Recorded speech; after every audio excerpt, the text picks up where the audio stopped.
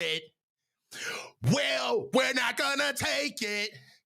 We're not gonna take it anymore.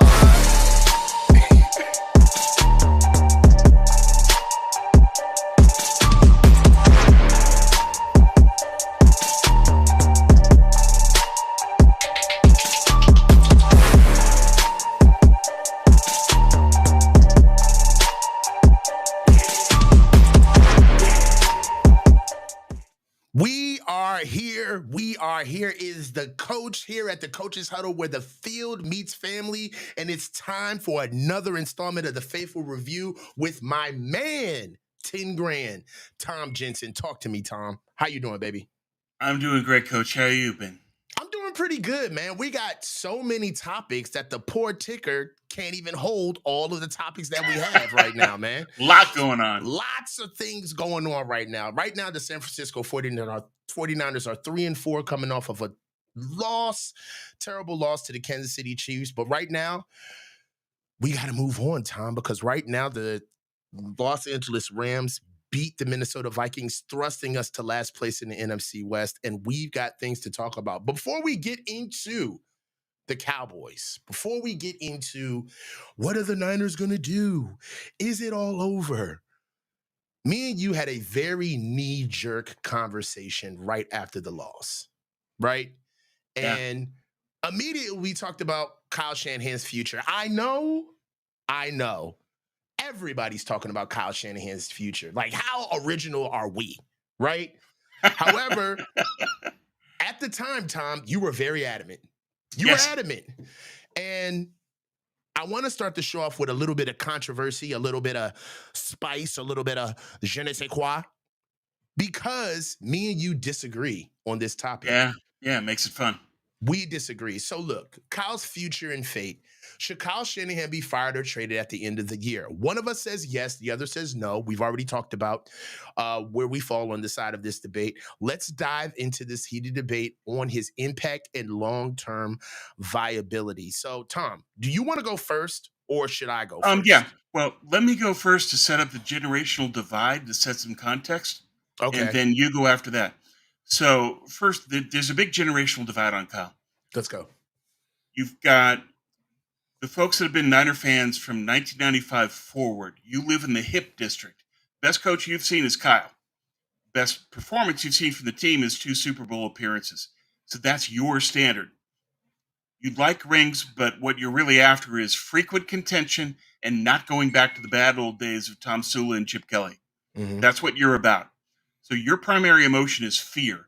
Fear of losing what you've currently got now, fear of going back to really bad coaches. Mm-hmm. That's the hip district. One neighborhood over is the Old Town. They've experienced at least one championship. They go 94 back. Mm-hmm. And those folks, in my case, I've seen all 5. Those folks know that Kyle is not the best you can get. They know because they saw Walsh do it. They know Walsh is better. And they're using that as a frame of reference and saying, we saw what it took to win a championship. We've seen how it's done. Kyle doesn't do some of those things.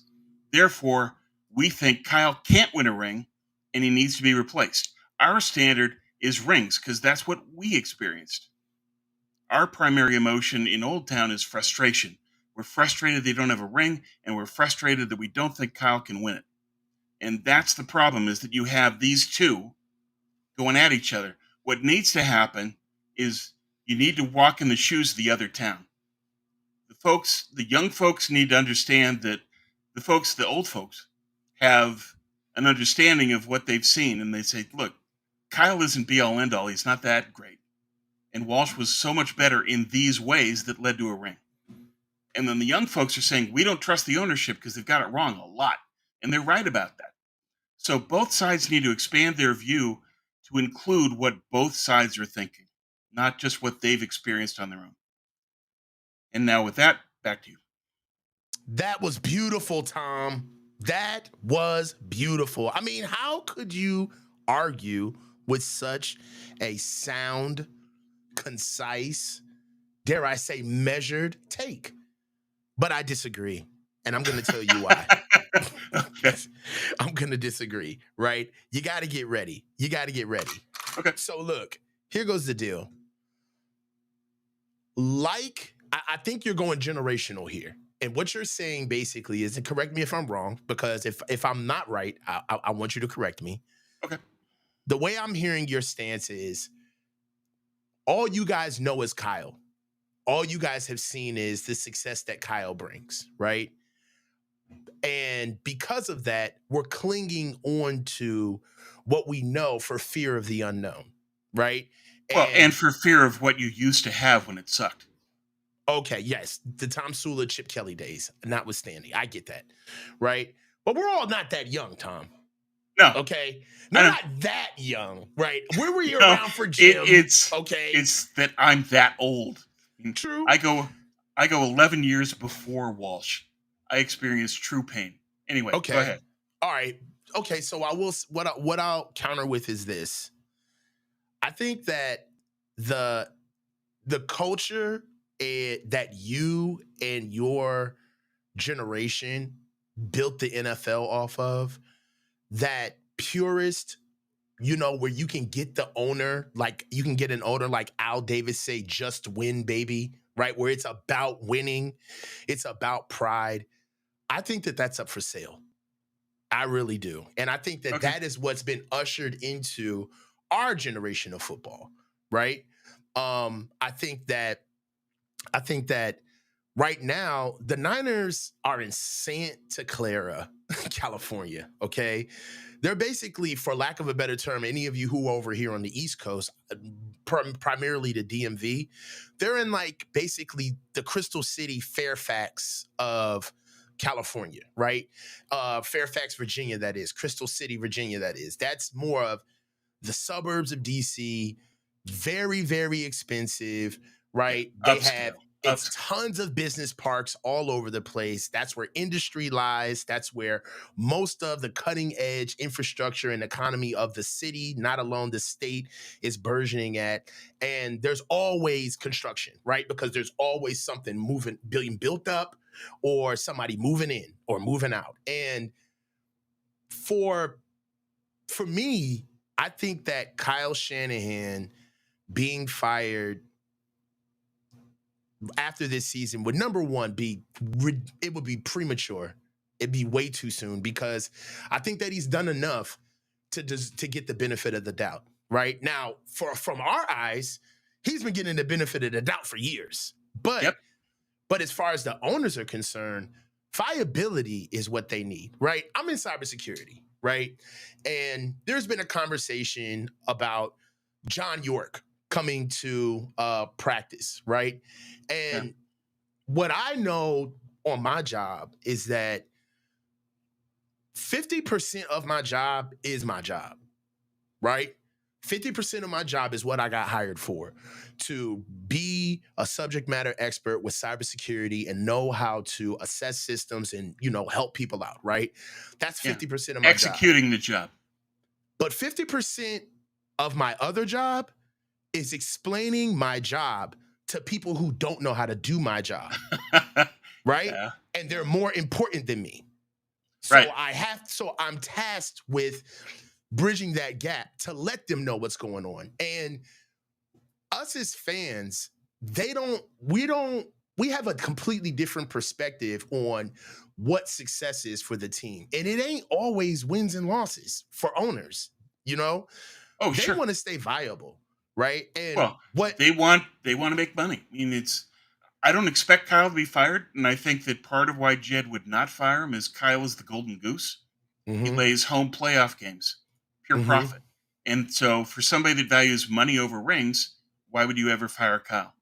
So I get that argument. If ownership is about the money, they keep Kyle. I understand. They're gonna keep him. Yeah. Right? Because I wouldn't, but then, all right, I but come hear from me the out, Walsh era, so it's different. Yeah. Let me cook. Sure. Go. So if I think that they need to be, have you ever heard of like ABC, like always be closing? Sure. Like that's from an owner's perspective, even the firing of Kyle Shanahan has to make me money. Do you see what I'm saying? Like it's not all about linear wins and losses and how the fans feel. It's about It's about using the fans in a way where the attention on us and the dollar revenue on us can always stay at a certain level so we can chart out the bottom line. Now, does that mean, now traditionally, that means win, right? That's the easiest formula to get that done. Win. If you win, you'll have fans, people to support, you'll make money, period. But if you're not winning, you still got to do your job. And you still, as an owner, right, have to figure out, okay, so if we let him go now, what are we going to do to get a guy in here to basically transplant a whole new regime that's not his? That's one, okay? Two, you're going to be pressed up against it to get anybody in here who's not going to spend the first 2 years, or at least the first year, trying to get Kyle's culture out of here while he's trying to build his own. And on top of that, trying to win. Okay. So Yeah. that's a whole nother situation that he's going to have to go through. Three, you're going to have to find a viable candidate enough who's willing to take that type of career suicide, right? Most of your bust candidates are not going to go somewhere where they don't know what's going on in the building, right? I think also, if Kyle's going to get fired, let's just pace it out. Kyle deserves 2 years. He got us to the Super Bowl twice, right? And in my opinion, you don't let him go after 1 year. He's done too much. He's succeeded too much to just let him out the door for 1 year. You finish out this year, you officially put him on notice next year. If he don't make the playoffs this year or next year, then you fire him after 2 years, possibly 3. But what that does is that keeps the fan base ingratiated with the team, right? Because we're all going to be seeing like, oh, this is hot seat year. Let's see how they responded. Let's see what they did. How did they circle the wagons? What they bring in for free agency and how they bring in these guys. Brandon Ayuk is back. Got to get him going. All of that, even though we're not necessarily winning, that's eyes, that's attention, that's money. That's something that an owner can get behind. That's something that an owner can understand from his PR department as to, hey, we're still viable. We may not be in the winner's circle right now, but the eyes are still there. Then you lateral over to the Pope Smoke era, right? We got a new coach. That whole thing, right? How are we going to hire a coach? Who's it going to be? We got to sign him on time so he can get his staff in here. We got to be able to get things together. And I think that even that is going to keep the eyes on the Niners and the viability. I just don't think that firing Kyle quickly because we're starting to see like the regime unraveling a little bit and getting older, I don't think that that's not a smart move for the Niners, right? If I'm the Niners, you gotta profit off of his success and you gotta profit off his failure. And there's no way that if I'm Jed or John, that I let Kyle get away with this scot-free. Oh, we're upset. Then you get an emotional knee-jerk reaction. You fire him, then he's on somebody's sideline or in somebody's booth within a calendar year. And then now we're sitting here with basically a teenage orphan of a team. That's going to be hard to get anybody to take on. Versus if you fire him, move on, let everybody know. And also that time of waiting to see if you're going to let Kyle go could also be your litmus test on what you're going to do with Brock, because you can keep him for one more year and you could franchise tag him. So that'll be a good way to be able to keep Brock and Kyle congruent. So if we do get another coach and he comes in and he looks at Brock, he can make the decision to say, okay, well, he's not necessarily somebody that I picked, but I've seen the viability from afar. You got to be stupid not to know who Brock Purdy is, right? I'll give him a year. We'll see what he can do. But if not, then we cut bait and move on. What do you say? A lot of things. I don't think that a new coach would even give Brock a year. He would have an opinion and say yes or no. Okay. If you were to bring in Ben Johnson, I doubt that he would give a yes to Brock Purdy, for example. Brock doesn't do the things that Goff does in Detroit. Mm-hmm. Johnson would want to have a quarterback that can make all the throws that Goff can. Mm-hmm. Brock can't. So, but do I think that they can get Ben Johnson? Probably not, because it's an older team and the issues that you already talked about. But Ben Johnson's so good, I think that that's part of the argument, is that you have to think of coaches not just as, well, there's always coaches. Mm-hmm. Coaches are like drafts. There are years when you have a great draft year, and this is a great draft year for coaches. Mm-hmm. You got Ben Johnson. You've got Belichick. You've got some people that are viable that can go. And Ben Johnson would be your Kyle Shanahan replacement, literally. It's another offensive genius at the start of his career before he begins being a head coach. I Mm-hmm. think Johnson's that good, and that's why you move now. But that's me. I'm sold on Ben Johnson. And you look at it and just say, okay, the Minnesota game where you had the delayed screens and that worked to perfection. Sean McVay sees that and says, okay, I'm going to copy that. Rams beat the Vikings. Where Mm-hmm. does all that start from? Ben Johnson. So that's one thing. I believe in Ben Johnson. I also like the offensive philosophy that he'll have, where he's somebody that's going to say, I've seen firsthand, you must have a great offensive line. Mm-hmm. That's the primary difference you would see right away. There would be an investment in the offensive line. Kyle, we've already seen what Kyle does with the offensive line. It's not good. Part I of why think they lose Super Bowls. I think the investment in the offensive line is disappointing for obvious reasons because I myself just love the unit. I was an offensive lineman. One thing that I will say that I'm calling cap on the Kyle doesn't they don't value the offensive line. Okay, so look, when Kyle got here, they drafted a first round tackle, Mike McGlinchey. Yeah, Okay, but why did they and do that? hold on. That was Hold on, Parag's hear me pick, out. not Kyle's. Hear me out. Hear me Hold out. on. That context is essential. Let me get it out. It's not Kyle's Let me pick. get it out. Let's go, Tom. Then let's go. It's been me and you all these shows. We finally need to let people know how we feel about each other. All Then right, all let's right, do it. all right. Sorry, So Coach. Go ahead. no, honestly. I love you, So man. You I know love that. you too, bro. So look, what I'm saying is that when we first got this team with Kyle, right? When Kyle first came here, rather, we had remnants of the 2012 like blueprint of what we bring in for offensive line, right? And when Kyle came here, there was God, what's my game? What's my dude's name? Rich. He played center for us. Rich Garland, Rich? Rich. I don't know. Somebody's gonna hear this in the chat and put it up there. But there was Lincoln Tomlinson, okay? Yeah. There was Joe Staley, Mike McGlinchey, all right. Rich Garland. Rich Garland. You don't remember Rich Garland's name? Dude, he was a center that played for us. He got hurt multiple times, but he was a dog when he got snaps with us, right? Okay. Richburg. Thank you, go. Oh, Weston Richburg Western Richburg. No, there was from the another guy, though. Giants. There was no, it was Okay. not Western Richburg. It was somebody else. Garland, yes. It was Garland. But anyway, so we'll move on. So anyway, all I'm saying is that when Kyle first got here, the offensive line was actually stout. They went out and, by your standard, Parag went out and got the first round tackle. Who went out and got the first round? Who went out and got the former first round guard? Ben Garland, thank you.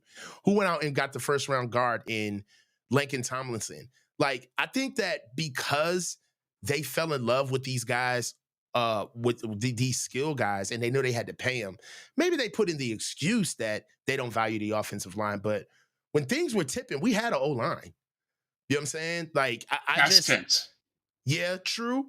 I think that just the lack of the offensive line like emphasis is I think it's bullshit. I really do. I don't. To push back a little bit on that. Go ahead. Kyle's cap philosophy is to use the offensive line as a cap saving center other than Trent. Mm-hmm. Everybody to the right of Trent is dirt cheap by design. It's a way that Kyle saves money on the cap to pay in other places because the Mm. offensive line doesn't touch the ball. So that's Right. one, is that what the Niners spend outside of Trent Williams on the offensive line is the least amount in the league. That's one. Two, the lack of picks since McGlinchey in the early rounds. There's Aaron Banks, and now there's Purdy, and we see what difference Purdy is making. Mm-hmm. But there should have been a lot more than that. Mm-hmm. Part of the problem with Kyle as GM, he overdrafts weapons because he's the offensive coordinator and values who touches the ball, and he underdrafts offensive linemen. And that's why we have the offensive line we have now. The combination of those two factors. So I want a new GM who understands you can't do that in today's NFL. Look at the Rams last night. They They look invested in their good. offensive line, and what happened? Minnesota had no sacks on Stafford. They look good. The Rams look good last night, bro. Yeah. Yeah. And so that's a function of investing in your offensive line. It's the one thing Kyle doesn't do. And look at the difference. Minnesota wins, Rams win. Mm-hmm. 6 sacks for Brock, no sacks for Stafford. That's the offensive line separation between the two teams and the change in philosophy between the Rams and the Niners, and why Kyle fails as a GM.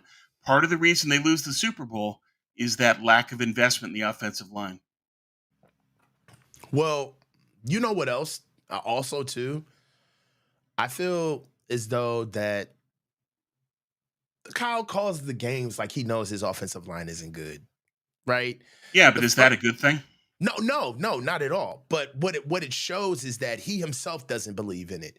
There's obvious plays during games where it's like, dude, run the ball. We Yeah. can't get 1 yard, Oh, sure. run the ball. But there are instances where we tried and we didn't get it. If you look at the last game that we played, there were 2 instances in back-to-back plays. We had to get a first down. I believe it was in the third drive of the game. We were midfield, and it was 2nd and 1, 3rd and 1. Kyle ran the ball twice. He went double tight jumbo, both plays, and we could not get a yard. And I think like plays like that, Kyle's out. Like after that, he didn't call any more double tight for the rest of the game. Stayed away from the formation, didn't even run it. And I just don't understand when there is I don't know, like there's a difference between putting a play in and expecting the play to work, right? Then as a coach, you put Yeah. a play in and you see that it doesn't work. You're saying to yourself, all right, cool. It doesn't work. But then there's Well, it's also, more of a test where it's just how does the defense react? What happens? well, not even that though, but there's also plays where we gotta have it, Yeah. right? This is what we do. This isn't a play that we'd like to run, but this is what we do. And I don't see a lot of those times with Kyle during games where, it's like, gotta have it. We're running this anyway. This is what we do. They've been stopping it all game. We got to find a better way. I think that Kyle is all about the least path of resistance. He doesn't even want to try to push plays that he thinks this is going to be tough, but I'm trusting my guys to get it done. Everything has to be like a layup, and every play has to be there needs to be there's a solution for every play. But my thing is that what happens when you don't see a solution, right? When you need to call an audible. There was a discussion, and it's currently happening online right now. We're kind of derailing from the show, but fuck it. So we're kind of there's a conversation right now that's happening on Twitter, and basically the conversation is a tweet that was put out by Ryan G. Hensley over a show that he had 2 days ago, and basically the show, he had a Oh, guest yeah, the on. guy that talked to Purdy's Brock dad. Purdy's dad, yeah. So he had a guest on. I'm horrible with this, and I hope he's watching. Please forgive me if I don't remember your name, brother. But he had a guest on who's based out of Arizona, and he stopped by the Purdy's hot tub shop that they have in Arizona. Arizona, yeah. And he gets to talking shop with Mr. Purdy, and he has a conversation with Mr. Purdy about Brock. And obviously, a father's going to protect his son. So he's being cagey, not really like putting it out there exactly what he's asking him, But he does ask him one question about how Brock feels about Kyle. And Mr. Purdy's answer was interesting. He took like a pregnant pause for about 5 to 6 seconds, looked away, then looked at the man and said, all right, so look, Brock is never going to throw anybody under the bus. And we believe that to be true, right? I've Yeah. never seen Brock do that. No, that's not in his character. It's not who he is, exactly. He's not built that way. However, he did say, we know how smart of a player Brock is. Sure. That's a weapon of his is his intellect, right? It's kept him safe. It's made him the player that he is today. It's something that coaches through Iowa State have touched on.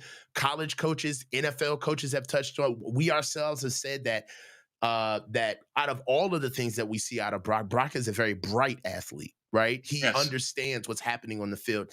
And it was so much so that it stuck out to us because we had quarterbacks before that did not see the field, right? Even with Kyle's plays, they still could not see the field. Yeah, well, Uh, Jimmy G was first read only quarterback. well, that takes me to my point, though. Yeah. So Mr. Purdy says Brock would never throw anybody under the bus. However, we if we had to ask Kyle one question, we would ask him, why don't you let Brock call audibles during the game?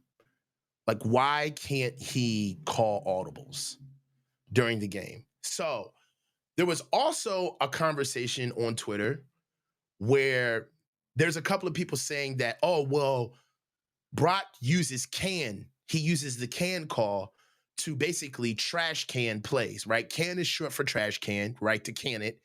Right. And basically, I've heard Brock have can calls, right? I've heard him Yes. can. We've all heard him. But that's not However, audibling. That's just one or two options. thank you. Can calls are not audibles, okay? Can calls are predetermined options that you get in the huddle from Kyle or the play caller, whoever's calling the plays, and it's two pronged. It's an either or a if but when, right? Yeah. So you either go with run on a key that you see, which is the original play. Let's just say the original play is a run, or you go with another pass or another play based off of a key that you're looking at from the defense, right? Now, Yeah. if you have a can call that you put out where it's multiple plays that you can pick from, right? So it's not something that the defense is giving you, but it is at the discretion of the quarterback to be able to pick from the pre-selected plays that he has, and the offense knows what those pre-selected plays are. So Brock, when he yells his can call, he's canning to an already pre-selected play, right? Yeah. So it's not an audible, but more of No. a change, right? In the Well, play. it's an A B choice. It's can it and go to B. Right. Uh an audible is we're running outside zone. The Kansas City Chiefs have nine in the box, and we can't run this. I'm changing the direction of the play. I'm going from Rita to Linda, right? Rita's right, Linda's left, right? So Yeah. you may have like a Linda call or a Rita call, right? And that's flipping the play, right? Now, you can also have audibles where you see that you don't have numbers and there's a series of calls that automatically let you know what you're going into. So black can be run audibles, auto off black, right? Or blue. We already know we're going to the air. Blue is sky. Then we can already start getting into the pre-selected plays that we have for Brock to be able to call plays. I have not seen Brock do that. Have you? No. Right. So, It's well, let's call it what it is. It's Kyle's a control freak. mhm, He trusts the plays that he's given. So it's a you can do A or you can do B. You cannot mhm, do C. You cannot do X. You cannot do Z. mhm. That's Kyle. And you're always going to have that. If Kyle is your offensive coordinator, that's your reality. Now, I get where the Purdy's are coming from. They can say that, look at how smart Brock is and how he plays a cerebral game. Look how that benefited Iowa State. Kyle doesn't care. Kyle trusts Kyle first, always. And so Kyle is going to say, I trust that one of these two plays will work. I don't trust you to call another play. And if it fails, there's going to be hell to pay. It just, Kyle is Kyle. Kyle is going to trust himself first, always. And he's a control freak. That's known. So you can talk about all this all you want. Kyle isn't going to change. So I don't see the point in going down this road. It's just it's a fixed point. Kyle is not going to allow a quarterback to audible. Period. Then Ever. the offense isn't sound, Tom. No, it isn't. Like And that. that's Okay, always been a flaw of a Kyle Shanahan system. It's just you are always going to have to accept that. If Kyle's your OC, that's part of what comes along with it. There's I a need to lot get of baggage with Kyle. That's one of the baggage things. I need to get something out. Full stop. Okay. I don't know. I don't know half of everything about. I don't know any like compared to what people know about football. I don't know shit You about know a lot. football. You know a Right? hell So, of a but hold lot on. more But than I do. let me just say this. Let me say that. Right? Because when I coached, I didn't get better until I realized I did not know anything. I had to strip everything in order to finally pick up some knowledge. Well, that's And true in life. You don't one evolve thing, until you know what you don't know. one thing that I know is that if you can take an element away from an offense and it cannot run, then the offense is not sound. Yeah, Okay? agreed. It's not sound. All Part of the right. reason I want to fire Kyle is all that baggage. That's one of them. No audibles. Kyle's never going to change on that. Yeah. All of those aspects. Yeah, Kyle is the GM. I've got a list, a dictionary long of stuff that it's things Kyle does wrong that he shouldn't.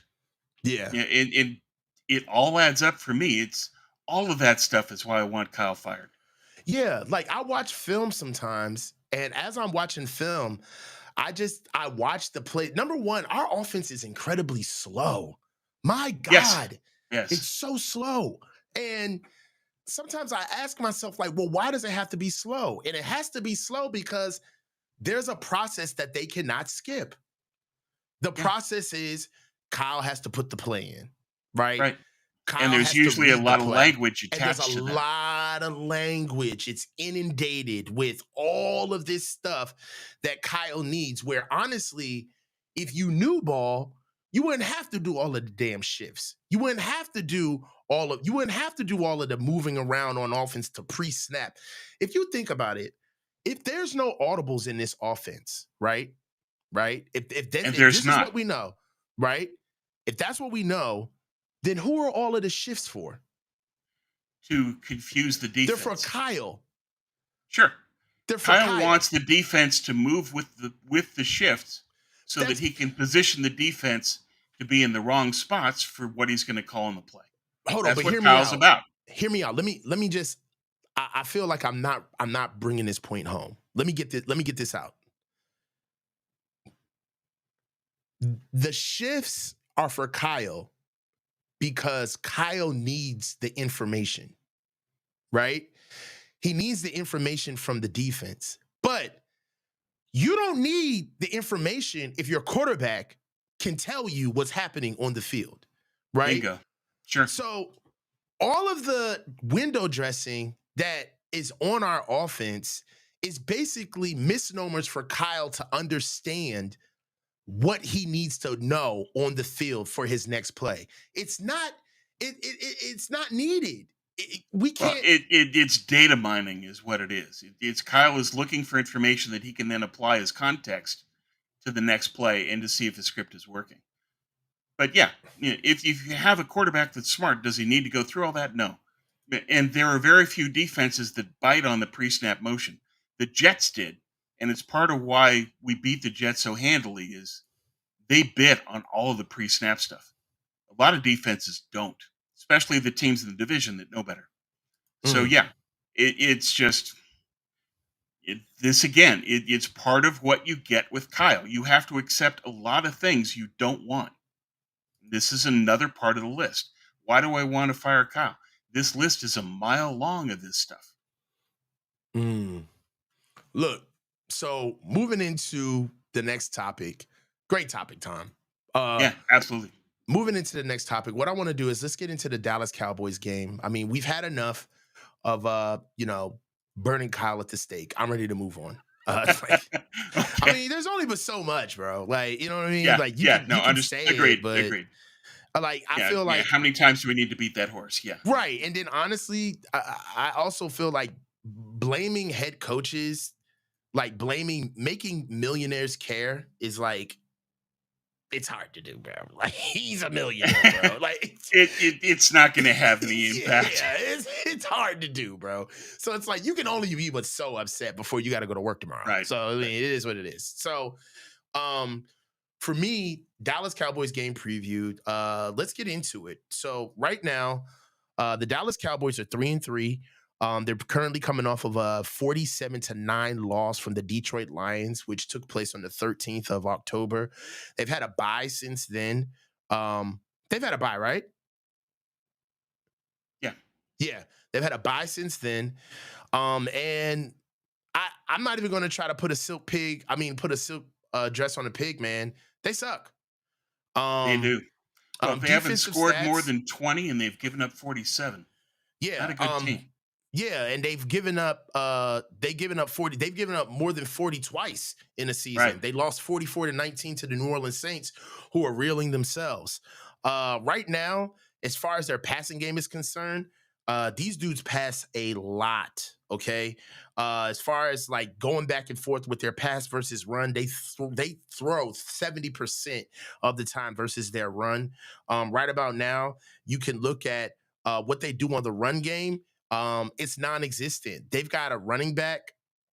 They've got a running back tandem, which is kind of weird. They got Rico Dowdell at running back, and the aforementioned Zeke Elliott. One thing, they're last in rushing attempts in the league at 32. The 31st Right. in rushing efficiency. Uh, their starting running back hasn't ran for over 100 yards this season. He hasn't scored. Um, last game, uh, my man, he had 57 yards. He had 57 yards against Detroit. Uh, I'm sorry. Let me stop. Let me stop you there. Uh, yeah, 57 yards. I could go on and on about this offense. The best of what they do, again, we're going to see another good interior offensive line with the Dallas Cowboys. Yeah. But they've got weak tackles. They've got some guys that they've drafted in with Beetle coming in on their offensive line. Right now, their major injuries right now is they're missing a starting corner, and Michael Parsons is going to be out with an ankle injury. And right now, this is basically we are to the Chiefs what the Cowboys are to us. Would you not Exactly. agree? Yes. So looking at what they do as far as lineups are concerned, on defense, supplanting their corner that's going to be down, they have Andre Booth Jr. Uh, he's not even ranked on PFF. Yeah. It's Then bad. they've got Trevon Diggs, their other quote unquote guy. He's ranked 100 out of 106 QBs ranked on PFF. He's fallen off a cliff. Malik Hooker is an imperfect vessel, ranking at the bottom half of safeties ranked on PFF at 69. 69th out of 85. And right now, they've got Donovan Wilson at safety. He's the same guy. This defense doesn't get picks. They don't get turnovers. They Uh, used to. They lived off of those last year. They got defensive scores a lot. Well, that was fool's gold because Devontae was getting. I mean, because Trevon Diggs got all of those early picks, man. And Um, bland. yeah. If you look at what they've done on the ground, they're 28th in their rushing defense. They give up 's 4.5 yards a horrendous. carry on the ground. Yeah. They average 28th in rushing yards per game. On defense, they give up 143 yards on the ground. For context, right now, our rushing offense, their rushing offense, for what they do is they average, they're 27th in the league. They average 77.2 yards a game. They've lost multiple games, not only by 2 games by 40, but they've lost multiple games by 25 points or less. Right now, uh, the best thing that they do right now is their third down conversion rate. What the best thing that they do right now is they play good against third down conversion rates, which is very weird. They've actually gotten better with their third down conversion rates since Michael Parsons is left. One thing I will say that what does stick out with the Dallas Cowboys is they're 31st in the NFL, right? So they allow they allow red zone TD 73.6% of the time in trips in the red zone. As far as their offense's red zone ranking, they ranked in the bottom 10 of red zone offense. Um, Again, we talked about their passing. They passed 39.7% of the time.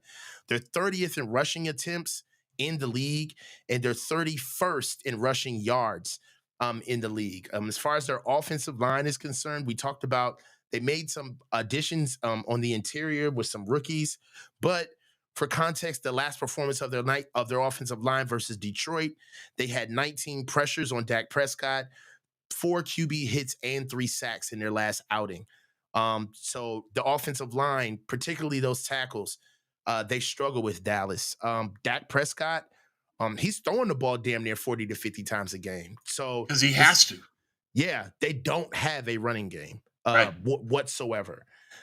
So this is going to be a game where Juwan Jennings is out, uh, Moody's out, and Givens is out for our practice for injury reports today. George Kittle, Diamador Lenore, Debo Samuel, and George Odom were all questionable heading into practice today. We've beaten the Cowboys 4 out of the last 5 times we've played them. Uh, what do you say, man? This is Sunday Night Football. It's going to be at 8:20 tonight on Sunday night. How do you feel about this matchup? Should we win? Yes, Niners should win and should win easily. 'Cause Mm-hmm. part of it is that Dallas is a donut defensively. They've got nothing in the middle. Mm-hmm. And so you've got Jordan Mason. You just say, okay, plow it. It's you've got a team that last in the league in EPA per run play against. Their DVOA overall is 29th out of 32. They're terrible. Yeah, they're bad, And man. they can't stop the run and they can't stop in the red zone. So all the Niners have to do is say, here you go, Mason. Boom. It's the the game plan is give the ball to Jordan Mason a lot. That's all Mm-hmm. they have to do. Dallas can't stop it. And they don't have Micah Parsons and they don't have Deron Bland. It's just they're a bad team. All they have is Dak and explosives. So if you can design your defense to help on CD and you take away the explosives, what's Dallas going to do? They're not going to do much. So Right. I just see the Niners. There, there's no excuse. If the Niners lose this game, you're losing to a really bad team that's missing its best 2 players on defense. I get it that Dallas is going to be fired up because they just got destroyed by Detroit and they've had to live with that for 2 weeks. And they've never beaten the Niners in recent years and been embarrassed 42-10 last year.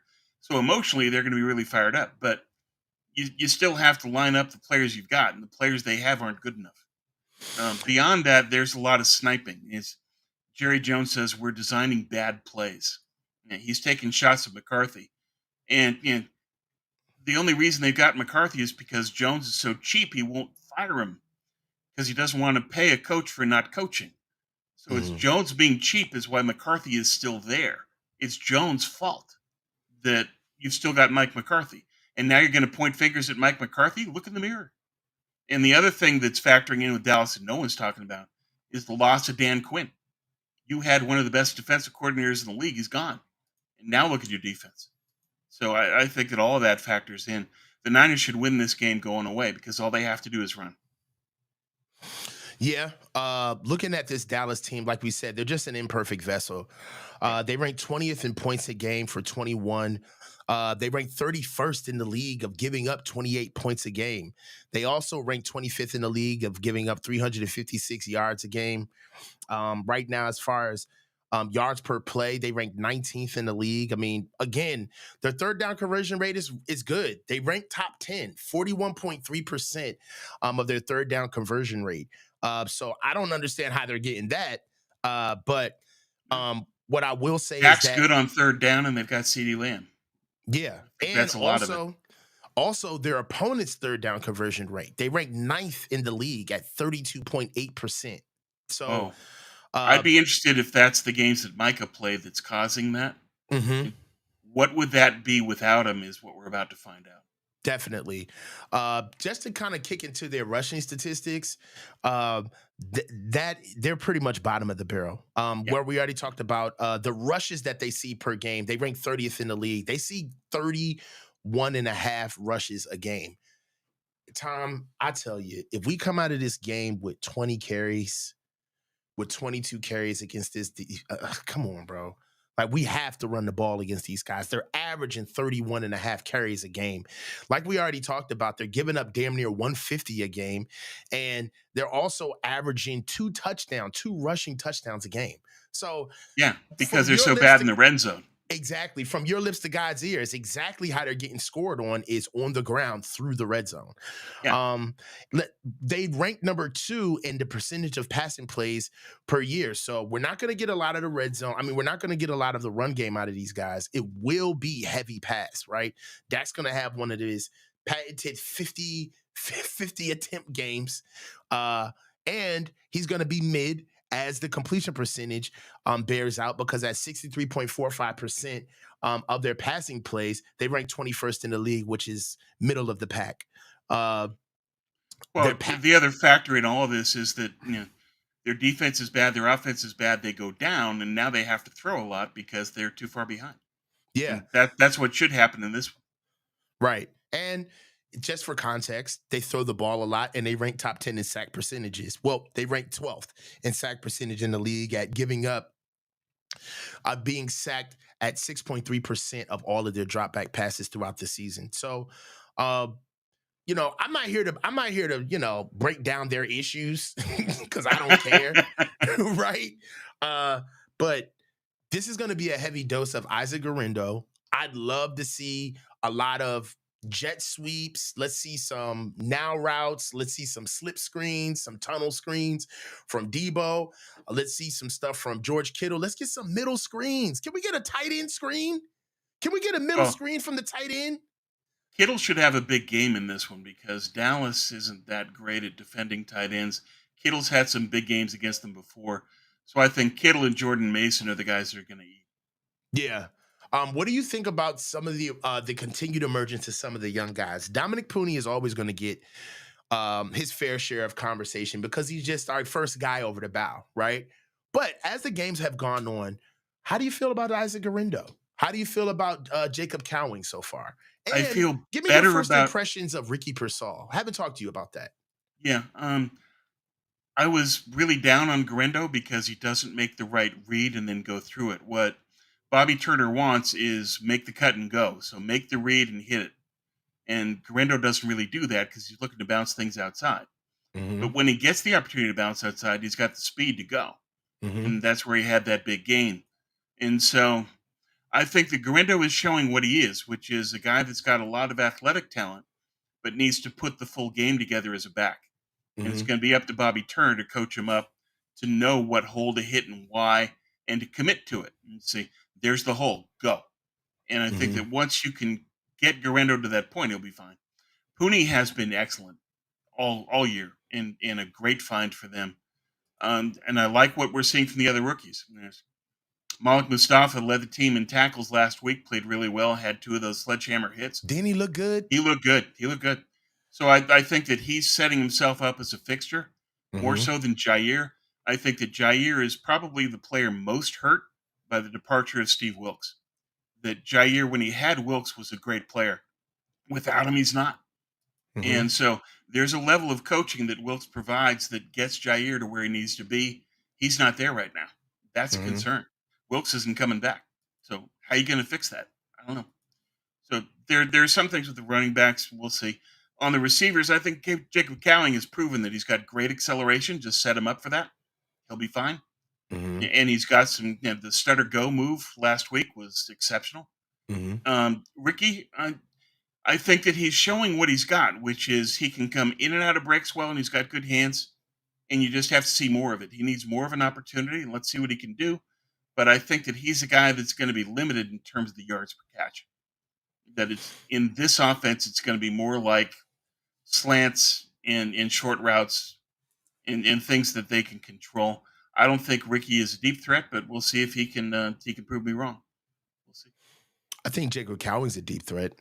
Yeah, I absolutely. I love what he's done. Don't fit a square peg in a round hole. If Ricky's not a deep threat, then don't run him deep, Yeah, and right? I don't think they will. And that's use your talent from where they excel. So Cowing should be your deep threat. Ricky should be your underneath guy.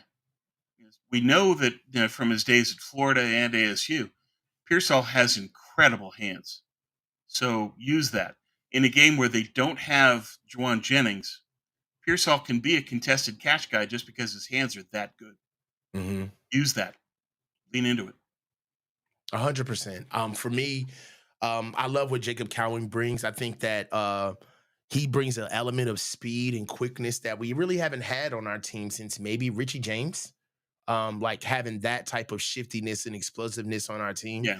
And I don't even think that Richie James is consistent as Jacob Cowing is. Every time Jacob Cowing runs a route, I get the impression that he's giving me 100%. He's not taking anything off the gas pedal.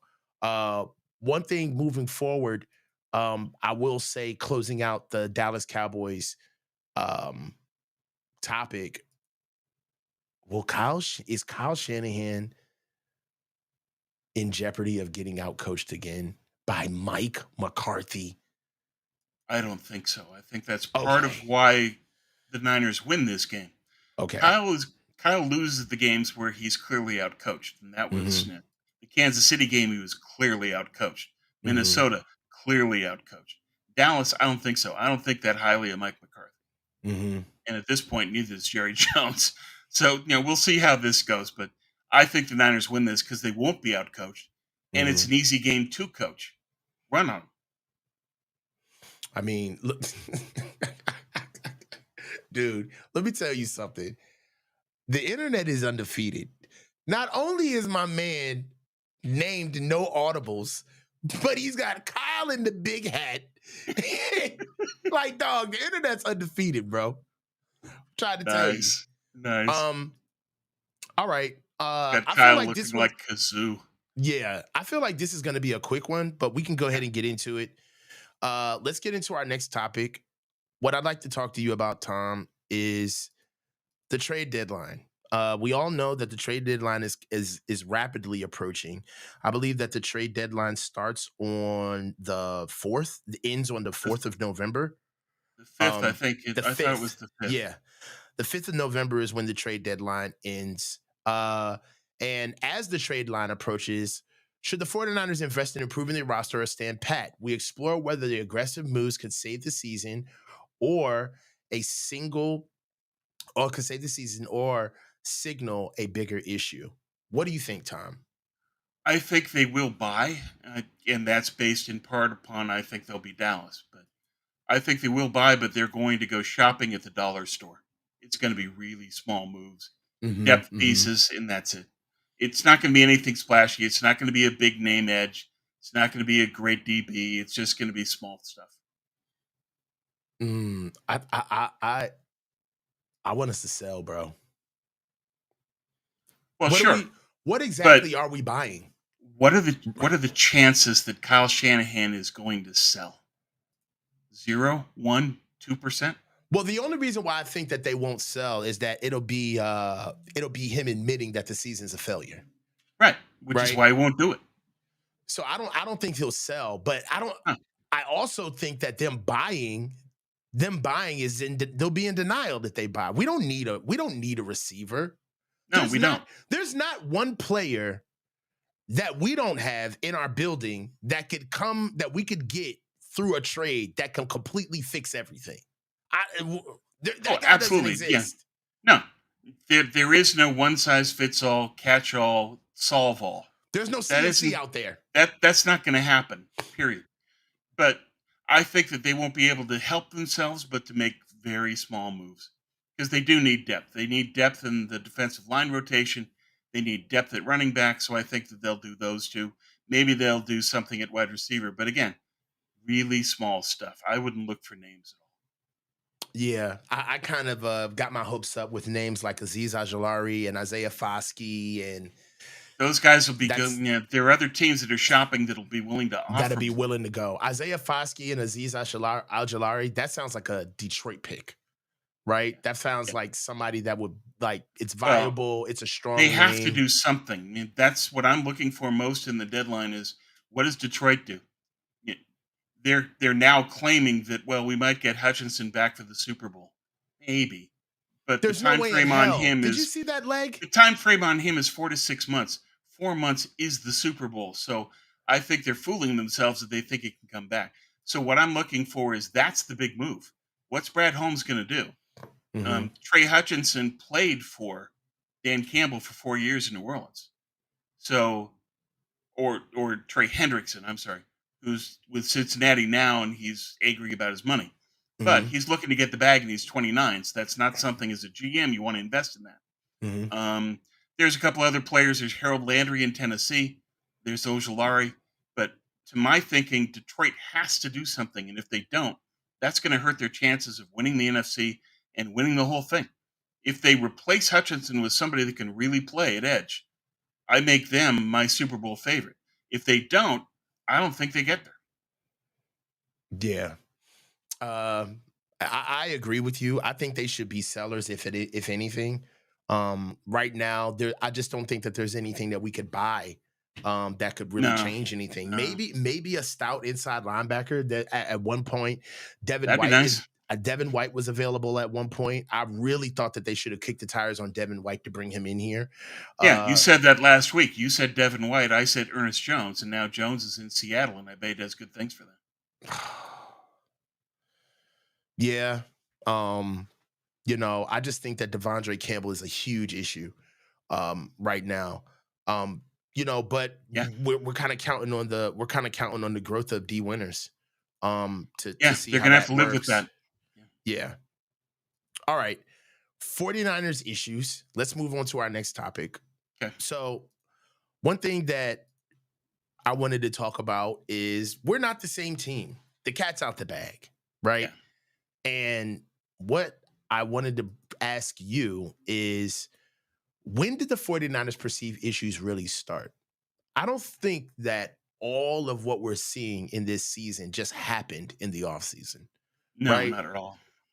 So let's break down specific moments and decisions that led to current struggles that we're seeing on the field. So for you, when did it start? When did you start seeing like, man, that's gonna come back and get us?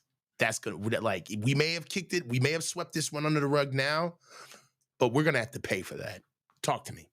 It began with the Trey Lance trade and giving up 3 number ones. And this is And why I fucking love you, Tom. that's Go. what happens when you have a GM that doesn't know what he's doing. The thing that it's another factor in why I want Kyle fired. Kyle's the GM. Kyle makes decisions like that, like the Trey Lance trade. And look at Mhm, the cost of that. 3 first-round picks. Steep. And you don't have the knowledge as a trusted veteran GM to know the guy you picked is a project that's going to take 2 years. mhm, It's, he didn't think it through for a moment. He mhm, thought, Dad told me this guy's got an incredible arm and he can run. That's what I need. Kyle was reacting to Jimmy has to go. I have to replace him. We just had an NFC championship game where he threw 9 passes. I mhm. must replace him. This draft has a lot of quarterbacks. The next draft doesn't. So I'm going to go get a quarterback. But then you take Trey Lance. It makes no sense. You've got a championship team and you got a project at quarterback who can't take over for Garoppolo. And now you force yourself to chain yourself to the quarterback you want to get rid of. What a veteran GM would have known is to go get a veteran quarterback, a proven quarterback with those 3 number ones. And if you want to contrast people, here's one of the differences between Walsh and Shanahan as GMs. Shanahan gives up 3 number ones to go get Trey Lance. Walsh gives up a second and a fourth to get Steve Young. Mm. See, obviously, you bringing the OG shit full circle. I see what you're doing, Tom. I see what you're doing. Okay, I'm listening. I'm listening. Go ahead. Go ahead. So that's part of this. So that's where it began. Is there? Then you give up 4 picks for Christian McCaffrey, but it turns out that it's a good deal. That he's the offensive player of the year. He springboards everything. You're the most dynamic offense in the league. You're great in the red zone. But then it goes forward from there where it's the Debo deal. That was a mistake. That was an overreaction to his wide back year where he was all world. 1 year. And you had to know, and again, this is not having a veteran GM that knows better. You have to know that that was going to be Debo's physical peak and that you weren't going to get what you would get from Debo going forward that you just received in 21. Hmm. And that's another Walsh maxim. Only pay for what you were going to receive in the future. Don't pay for past performance. Kyle did, and he got stuck with Debo. And now he does the same thing where he gets stuck with Ayuk, and he makes all these doubling down moves, the extension for McCaffrey, and what that's going to mean. Trent in his extension, even though he's showing signs of scaling down. And it's just there's a domino effect with Shanahan as GM that began with the trade for Trey Lance and it's continued throughout and it's contributed to why they haven't won Super Bowls. For me, Tom, it started with the DeForest Buckner trade. Ooh, ooh. But That that's not on Kyle, so but that I'm hit me. but yeah, And it's yeah. not and again, everything that I have a problem with doesn't have to be on Kyle, right? Okay, But yeah, I was focused just on Kyle blame. yeah, but But yeah, you're right though. the And why did that happen? Because Parag Marath, bean counter, made a football decision. mhm. He said, Buckner wants too much. A football mind will know. This guy demands a double team every time out there. He creates your entire pass rush because no offensive line can handle him. You Mhm. have to keep him regardless of the cost. Parag said no, he wants too much. And then to get back to McGlinchey, same thing. Trent Yeah. Brown wanted too much. They traded him out, and then they drafted McGlinchey to replace Trent Brown. It was another Parag pick based on accounting, and Yeah. you pick Mike McGlinchey ahead of Minka Fitzpatrick, That was the first default move. among The others. Mike But McGlinchey yeah, move, getting rid of Trey Brown. that that was terrible. I mean, I was pounding the table for the safeties that came after, and you had a ton of talent that came after McGlinchey. McGlinchey was a reach because he was a Parag pick. It was You all know, about accounting. We're going to get rid of Trent Brown, so we have to draft a tackle to replace him, and they took McGlinchey.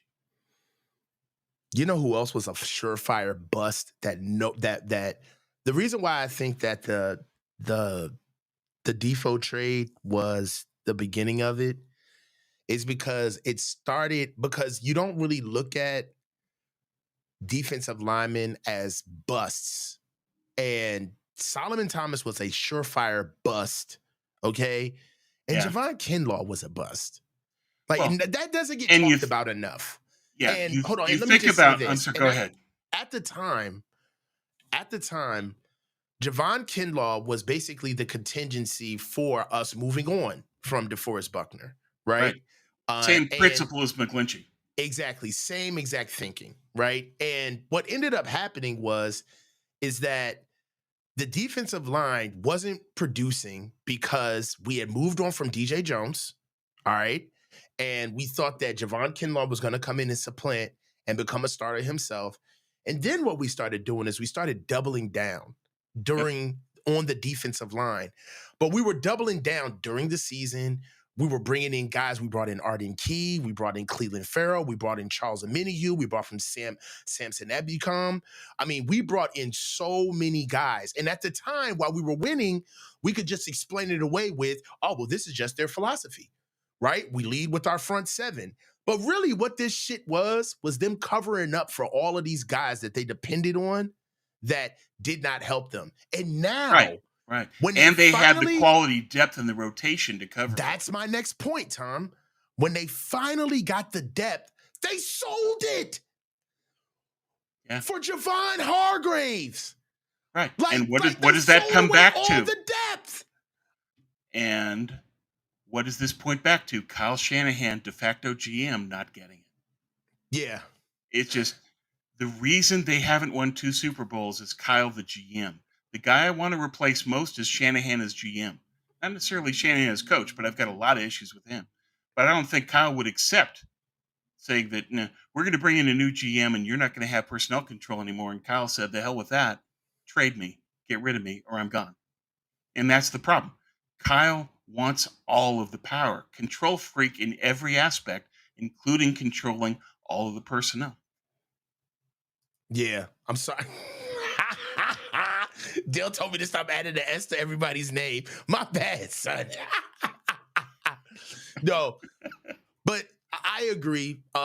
There's many. I guess there is no wrong answer to this question, to this topic, right? No, it's just, where do you start? Exactly. But There's certain fans that Buckner can is say that brilliant because it the points to an organizational flaw. yeah, It doesn't get the football. yeah. There's probably some fans that probably think that the D4 trade hurt us, right? But I'll always go down with saying that the biggest, I would have to say, the most ballsy move for me when I realized that, oh, these guys just do what they want. Like, it's not about process. It's about, they have players that are good enough to kind of cover up their tracks. It's the entire Trey Lance thing. Like, Yeah. that's what moved me off of the team, where I was saying, like, oh, okay, so you guys Yeah, don't know it's what just, you're doing. you don't know Like, football is what that's yeah. saying. So wait a minute. So you guys traded all of that stuff to get the opportunity to pick somebody at 3? You didn't even know if Trey was your You didn't guy know who you then? wanted? Yeah, that's You didn't crazy. even know who you wanted? Like, once all of that stuff started coming out, like how Brock was done with Trey after his first injury, he was already trying to move on from him. Yeah, He hadn't even yeah. played 3 games yet, and you was trying to Well, move on from him. and that's Kyle. Kyle said, well, I tried that, it didn't work. He's thinking like an offensive coordinator. I tried that play, on to the next one. But you Yeah. just gave up 3 number ones. How can you give him up that quickly? But beyond that, how can you pick him in the first place? Left us So holding the it's fucking just, bag, there it Tom. is. There it is. It's just, there's a lot. But when you want to go back to the origins of it, that's it. It's DeForest Buckner when you place money over personnel and didn't understand the football impact of what Buckner created on the D line. And it's trading for Trey Lance when you're taking a project on a team that's a title contender. It doesn't make any sense. And it all goes back to Shanahan as GM. Damn it, Tom. All right, man. Let's move into our next topic. Moving into our next topic, my guy. Okay, philosophy shift. Is it time for a change, Tom? Is a philosophy shift needed with this team? Is it time for the 49ers to rethink their approach?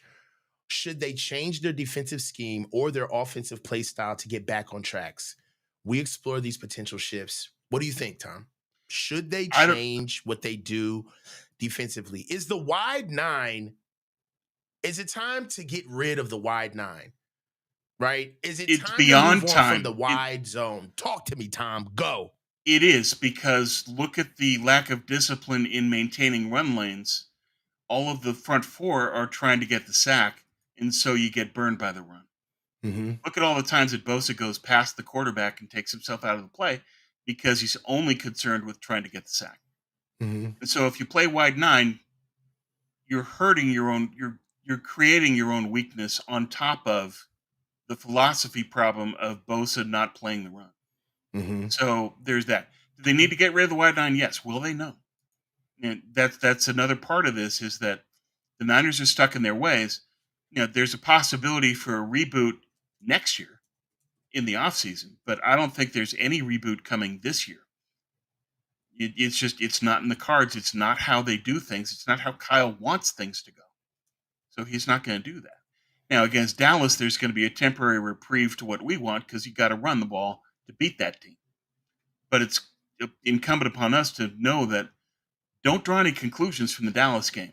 A lot of what happens in the Dallas game is because the Cowboys are that bad, and it forces the Niners' hand in what they'll do. So Mm-hmm. don't draw the conclusion that, oh, see, Kyle understands that you need to run now. No, he understands that Dallas can't stop the run. Different thing.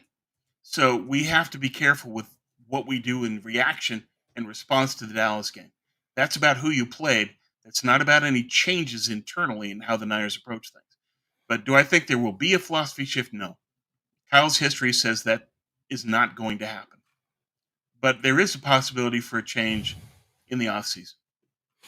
Well, one of the things that I went around and did some calling around to some defensive guys that I know, and did some asking around on defense. And I sat a mentor of mine down and asked him. I said, tell me what you think about the wide nine defense. And he said, it's old as shit. Who runs it?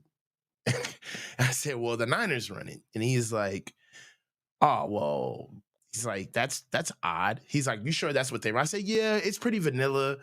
College coaches don't really watch a lot of pro ball, especially when they're middle of a season. Yeah. But these are not my points. That's the reason why I'm kind of laying this out. Okay. But I took some notes while Coach was letting me know why he believes that the wide nine, and this is a former defensive coordinator who let me know why he thinks that the wide nine is a bad defense. Number one, he said it creates increased wear and tear on your linebackers.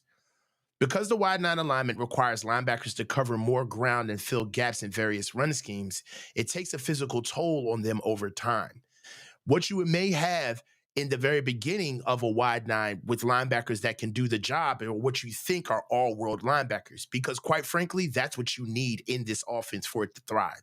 You need sideline to sideline, play in the backfield, amazing in zone and zone pass defense linebackers, which are very hard to find.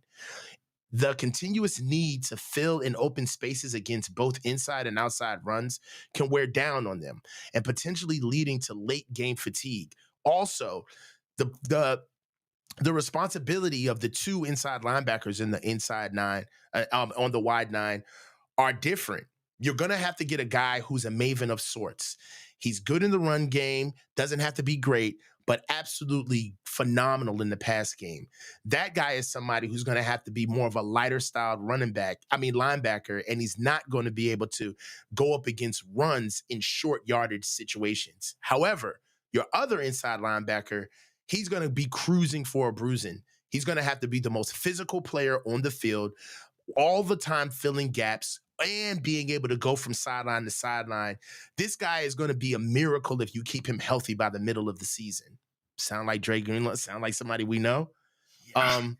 Yeah. He said That's so great because it explains so much. It provides context of just Greenlaw's role in this kind of a defense is a wrecking ball missile, where he has to fill the gap, read and react, and just be violent as he can be at the point of attack. And he has to go sideline to sideline. Yeah. It's just, what you're asking of him physically is beyond what most linebackers can do for more than a year or two, and then they'll break down. And that's what's happening to Dre. It makes perfect sense. Yeah. But the Niners, to their credit, the Niners know that's what they have. And so they will draft for great athletes that can see the field and react like Fred, and that can fill the lane and be the missile to come in and fill the gaps. But that comes at a high cost of injury, and it also puts a lot of wear and tear on your DBs because they have to fill too, and your safeties. Oh, I'm a Yankees fan. My boy Terradome out here letting me know what these Yanks out here doing. I see you, Terradome. Bronx Bombers, baby. So look. Baseball. Who cares? Not me. I got you, man. I got you. Also, he also brought up another point, which is less effective against heavy personnel packages. Heavy formations, which include extra tight ends, fullbacks, and offensive linemen, are particularly effective against the wide nine because the lack of immediate support in the middle. When the offense can add extra blockers, it becomes even harder for the interior defensive linemen and linebackers to plug gaps. Without sufficient interior bulk to counteract these additional blockers, the defense can be forced backwards, allowing the offense to win short yardage situations and effectively neutralize the wide nine's intended pressure. Basically, and I could go on and on with all of the notes that I took love down. that. I love that. But basically, what my friend, my coach, he left me with is he said that the wide nine is a vanilla defense because really it's a player's defense. Everybody has their own set of jobs, but quite frankly, they're kind of playing on islands because you play so vanilla. You have your own base set rules to play with, but you're not necessarily letting the offense dictate to you. You're dictating to the offense in this scheme. Well, However, in if you're going theory, to if you're going to dictate towards the offense with the wide nine, you got to have 11 dictatable players on the field. It's not a and a defense to deep hide rot weaknesses. right, and a deep rotation at D line because it requires so much. Yes. So I'll tell you this. I would like to see a little bit of a change on the defense coming up next year. And if you're giving them credit, one could say that some of that change is the addition of Brandon Staley being here, right? For them to try to at least try to understand what the simulated pressures and blitzes look like that are confusing our offensive line and one-offs versus certain teams. So for Right. me, I would say that they need to change the offense. I mean, they need to change the defense. As far as the offense is concerned, I wish that I was as in depth and knowledgeable about the pass game as I am about the run game. I will tell you this about our run game: it's anemic, it's slow, it's predictable. It's really not hard to once you look at it for what it is. It's not complicated. What happens with our pass game is that you just have to guard the run. Yeah. It's really our pass game is really that simple. It's we will be where you are not. That's our pass game, right? Well, So, and that's Kyle's entire philosophy. It's we're going to be where you aren't, and we're going to try to draw you through motion to be where you shouldn't be. mhm, That's Kyle's core philosophy is deception of move them away from where the play is going, and also leverage that we're going to load up here so that we can beat you. But definitely. getting back to the defense for a moment, your coach friend says that they can't go up against heavy personnel, and look at the Niners' weakness defensively. 12 personnel kills them, They can't do it. They and it can't do kills it. them in the run and the pass. Look at all the passes that Noah Gray caught last week. Yeah, they schemed that up perfectly for Noah Gray. Let's get some super chats in before we get to our next topic. Manhattan John, 1999. Thank you, brother. Everybody hit reset on your 49ers Nintendo. It's Dallas week. Let's fucking go. Coach, you're the best at this. Tell us what we need to know. I tell you what I think I know. That's it. Thank you, though, Manhattan John. Gene Callie, 499. Thank you. If Kyle Shanahan were a real offensive coordinator, then he would invest in the offensive line. Yeah, one would think. Dale, $2. Thank you. Damn it, coach. Call out selling Bosa. Okay. This could be a topic, but how do you feel about Nick Bosa's performance so far this season? What are we doing here? I think that he's overcommitting to trying to get sacks.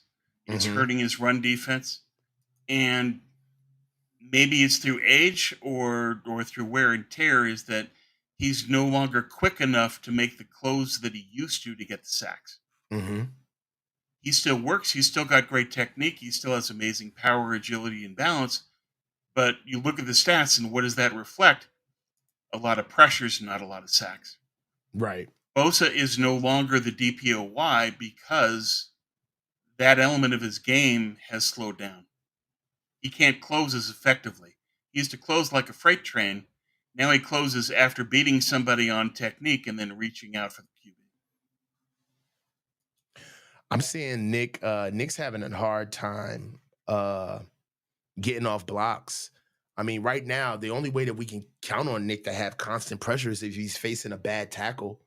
Right Yeah, about now, I need to see it versus real competition. I mean, you look at what he's done thus far. He's got 17 solo tackles, which is ranked eighth in the league. He's got 8 assisted tackles. He's got 3.5 sacks. well, Oh man, that's they're paying him this much money to get sacks, not pressures. yeah, That's the bottom line. yeah. It's alarming. What I will say about Nick is that um without him, it can get real bleak. And what I Agreed. don't want to do is I don't want to uh pigeonhole his productivity into literally one stat, which is sacks, right? But that's the reason why I'm kind of staying on this subject because Shit. That 50-yard run by Kyler Murray, man, that's on Nick Bosa. He didn't keep contained. I mean, like, Well, and he does that a lot. he That's the does other that a concern. lot, bro. It's more than just sacks, man. It's getting blown off the ball. It's not holding down the edge. It's getting fooled on play actions and play fakes. It's getting tired, not necessarily finishing out drives hard all the time. Gotta have it downs now. I'm starting to notice that Nick Bosa isn't on the field the entire time during gotta have it down. Sometimes if he's tired, he's just off the field. We don't have that type of depth anymore where he can just No. get a blow on important third downs. Like, that's not a thing. Well, So that's part of why I think that they might go shopping for depth at D line to address that. That you don't need the elite edge, or at least you can't get one anyway. And they're not in a position to go get Oshulari or Harold mhm. Landry or whoever. But if you can get somebody that's at least productive and gives you a body that can actually be a live body and play well, that's something they need just to give Bosa more of a rest and a spell. Yeah. Because you look at the past of when Bosa was most effective, it's when he had all that depth. Mhm. If you want your investment in Bosa to pay off, you have to group that with an investment in the depth in the defensive line. And the grouping aspect is another thing that Kyle does poorly as GM. He will take an individual, he won't group things. All right. So I'll tell you this. We got to be able to see exactly what Nick Bosa is going to do and how they're going to be able to switch over those philosophies and schemes. But that remains to be seen. Moving into our last topic, Tom. Let's close this one out good, baby. Last topic of the show. Brock Purdy, future or failure? Is Brock Purdy under pressure? Okay. How much blame should be placed on Brock Purdy for the recent losses? We'll analyze his performances and discuss what it could mean for his future with the team, i.e., 60 million smackaroos. We know what this is all about. This is Yeah, about the money. it's always about the money. Must be the money. It's Money, about the money. So, money, money, money, money, almighty money. dollar. How? OJ's, bring it. Come on, man. For that mean, Lean oh, on me, mean mean green, green. Bow, bow, bow. almighty dollar. Great stuff. But yeah, that's what's going on. Brock knows that, so does the team. Mm-hmm. And Brock has had good games, but you have to factor that in with who he's played. That he's Mm-hmm. played some weak teams. Yeah, doing well against the Jets when they buy the pre-snap motion stuff makes it an easier game for Brock. You Mm-hmm. play a team like Minnesota with Flores, or you play Spagnuolo, and it's a completely different thing. So part of the problem for Brock is when he faces a great defense, they dictate. He doesn't dictate to them. That's one. Mm-hmm. Two, my main concern with Brock is that he's repeating the same mistakes. He gets pressured, he throws into double coverage, and then throws a pick. He has to grow beyond that. He's stuck in that mindset of, I can make it happen this time. He has to grow beyond that. He has to get more patient. He has to be more mature.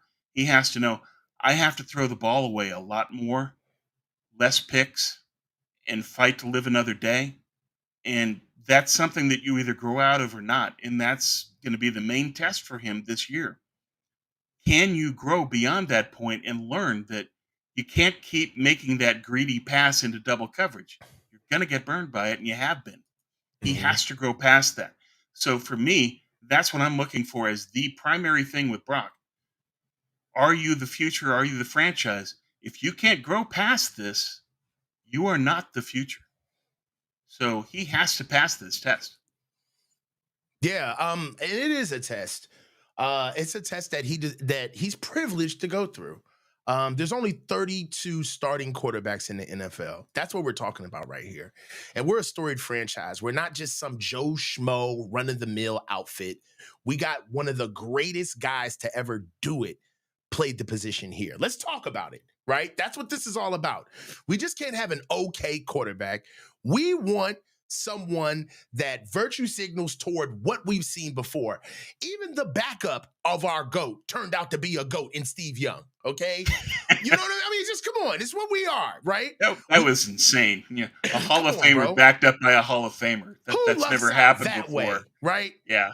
My biggest thing with Brock, the reason why I want Brock to succeed, and I hope that Brock succeeds under the pressure, Me too. is I feel like Brock is going to let us experience this with him. My biggest gripe with this team is that they move around like it's their thing, right? Not like it's our thing. They don't include us. They treat us like fans. They treat us like groupies, right? When you ask questions and you're trying to look for accountability or you're trying to find out what's happening on the field, we get the boy band dancers or we get Kyle punching down. And I feel like that's not who Brock is as a person. That's not who he was at Iowa State. That's not how people who know him well talk about him. And the reason why I'm starting with Brock, the personality, is because I believe that Brock is going to force Kyle to give him the offense. He's too pure. He's too much of a good kid. It's what Brock needs, It's what he needs. But Kyle being Kyle, will he allow that? Yeah, I admit that I am the most jaded person on planet Earth on Kyle. I don't think Kyle will give in on that. He might eventually, but he won't do it now. Let me tell you something about me, man. Let me tell you something, man. I love a stubborn person, bro. I am the stubborn whisperer. Do you hear me? And Kyle's gonna be forced to have to give Brock the offense, and I'm gonna tell you why. Because it's gonna touch on the only thing that Kyle rather cares about: getting fired and keeping his job.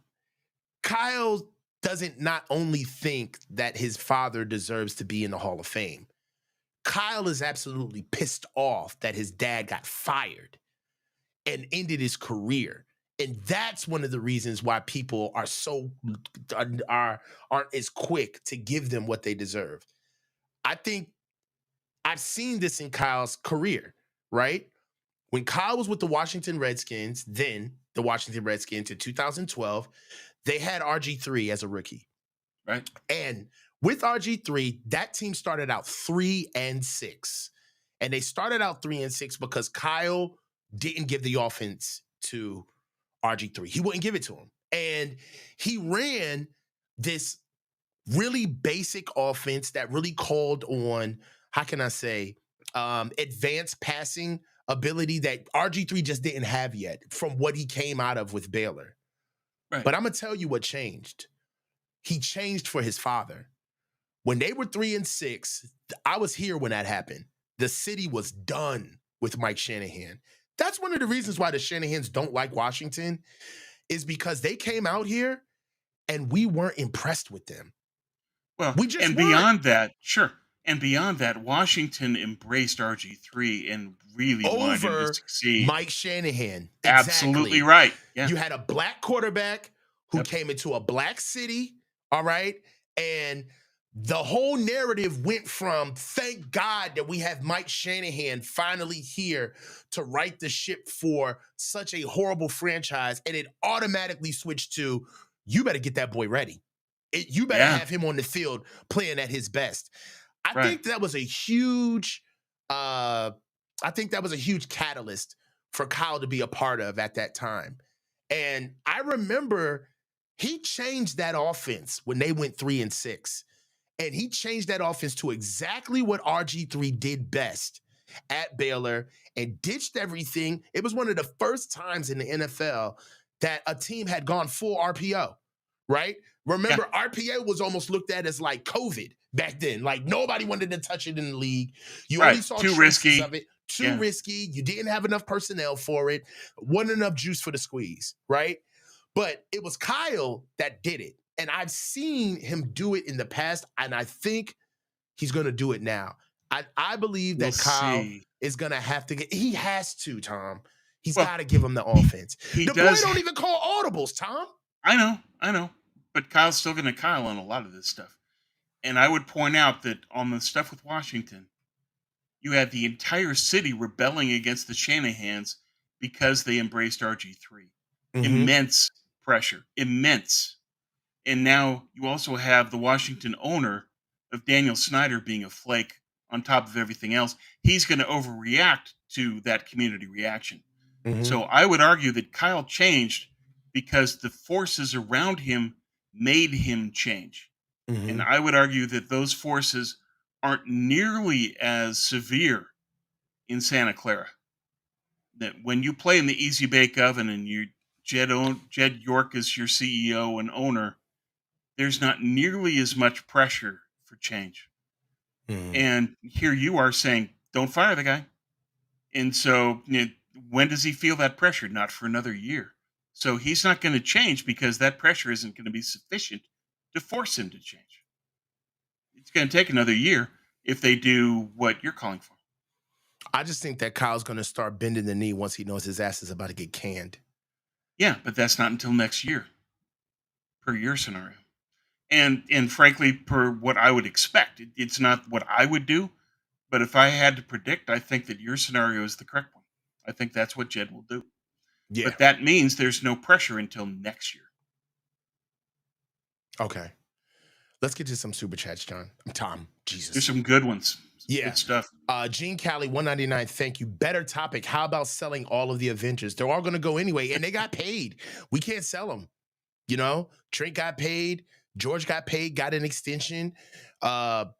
We already know what's up with Debo. I mean, with Debo's due to get paid. Brandon just got paid. CMC got paid. You know what really blows me about the CMC trade? I mean, not the CMC trade, but the CMC signing. He was already the number one running back. He was already the highest paid running back in the league. Yeah, and they just paid him more. They just for paid no him reason. for the hell of it. Like, how? Well, I'll be the broken record I've been this entire show. Kyle, the GM. Man. Like, they were like, yeah, CMC got signed. And I was like, CMC got signed? They're like, yeah. It's like, hold on, wait. Wasn't he already the number one rated running back in the league? Yeah, he's the highest paid. So what they made? They made him even more higher paid. I was like, what? Like, what are we doing here? Yeah. Well, this is part of the price you pay when Kyle Shanahan has complete control. He's the de facto GM.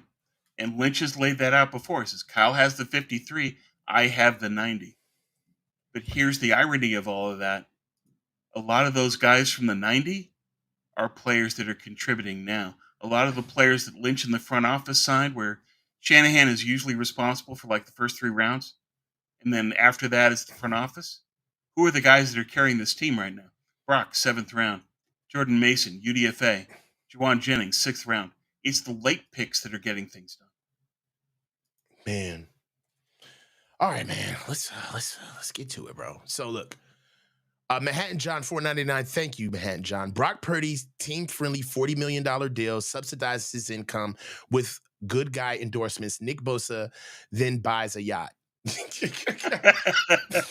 I wouldn't be mad at Brock at 40 in this day, in this climate, wouldn't That's be bad. a bargain in this That's market. a bargain. I think that'd be a bargain. And honestly, I'd be surprised if Brock tried to like get brand new on us and go like BA on us, like get a podcast. I need to be elite. I just don't. It'd be weird.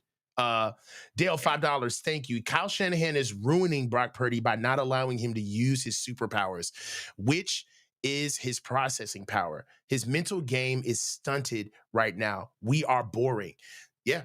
That's absolutely true. You got to leave room for crazy. I had a coach who used to say that to me all the time. Like, you want all of these notes, you want all of this technique, and it's like, coach, well, if I take a 6-inch step and then I hit him with play side, and then I get my head to the play side, and I use power angles, and I use my hips, I get hip to dick, and I drive, I step on his feet, what else do I do? It's like, yo, leave room for crazy, bro. Do something. Get out there and go play football. I've told you enough. Go play. So yeah, he's got to get out of his way. 49er Reefer 499. Thank you, coach. This is Mason's contract year. They have to resign him, right? What do you think he costs? Is this his his contract year? He's a restricted free agent. He's a restricted free agent. It's like what Juwan Jennings had. So all they need to do with Mason is put a tender on him, so they can say, we'll have a second round tender on Jordan Mason. Anybody signs him, the Niners would get a second rounder from that team. No team would do it. And I think that's probably where they would need to go, is a second round tender. Yeah, right now But you're talking Juwan money. It's around what Juwan made this year. Yeah, I'd say if we did sign him, 3 years, $7 million, $5 million. Yeah, I would think that he would want to sign a short-term deal so that he could then cash in, because he can't get a big bag on a long-term deal because he's restricted. Right. And he needs to hurry up and do something with it because he's 26. He'll be Right. 26 next Right. year. So if I'm Mason, I sign a 1-year deal unrestricted, and then I'm a free agent the following year. Awesome. Sean, $9.99. Thank you. Brock overthrows a lot of deep balls. They always waiting on the ball. Those would be touchdowns, but the red zone offense is bleak. He's not a threat over 30 yards. He can't see and get balls batted far too often. All right, so yes, I see what this super chat is highlighting, and I do see those things. However, I've kind of calmed down on saying exactly what Brock can and cannot do once I started sitting down and realizing that Brock isn't running a sound offense. He's not. He's not running a sound offense. Is Kyle Shanahan going to allow a sound offense to my No. So then the question would be, can you ever realistically assess a Kyle Shanahan quarterback running his system? Not entirely, because it's always going to have that caveat. Yeah. I mean, in the illustrious words of Jimmy G, your plays suck, man. He said it, not us. He did. Devin Smith, $2. Is Brock Purdy better than Baker? Baker got 30. I'd say they're adequate. That they're close, but the problem is that Baker, just because he had the damaged goods and the bad rep, got less money just because of who he was and what he went through. Yeah, Baker had scars. If Baker was scarless, he probably would have got paid a lot more. If Baker was a free agent this year, at the end of this season, he'd get a lot more money. Alpha 45. You got a fan in here, Tom. Tom is Brock. Coach is Shanny. Let Tom cook, Coach. I got you, bro. Thanks, Alpha. Appreciate it.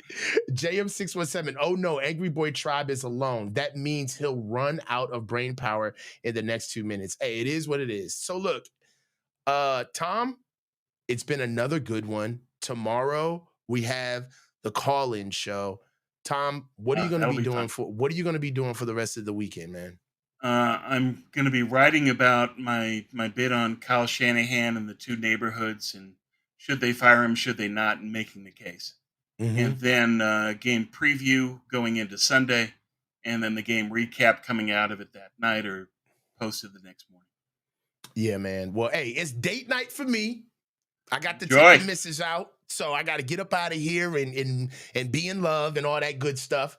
So I got to handle business before I'm in the doghouse. And I can't do no shows while I'm in the doghouse, man. I can't. Get out of here. Get out of here. Hey, man. Tom, it's always the best. This is the coach, Tom Jensen. Welcome to the Coach's Huddle and leave from the Coach's Huddle. Hey, guys, I just want to tell you guys something real quick. We're at 7,700 and whatever subscribers. I am so pumped at everybody who's showing the platform love. The next time you'll see me is as a call-in show at 12 o'clock Eastern, which will be 9 a.m. Pacific. True. Okay? And you will also see us at the next live watch show party Sunday night, NBC football. It's going to be the San Francisco 49ers versus the Dallas Cowboys, and you know I'm going to be on one. This is the coach. This is Tom Jensen. My guys, stay low and keep your feet moving. Holla at you guys.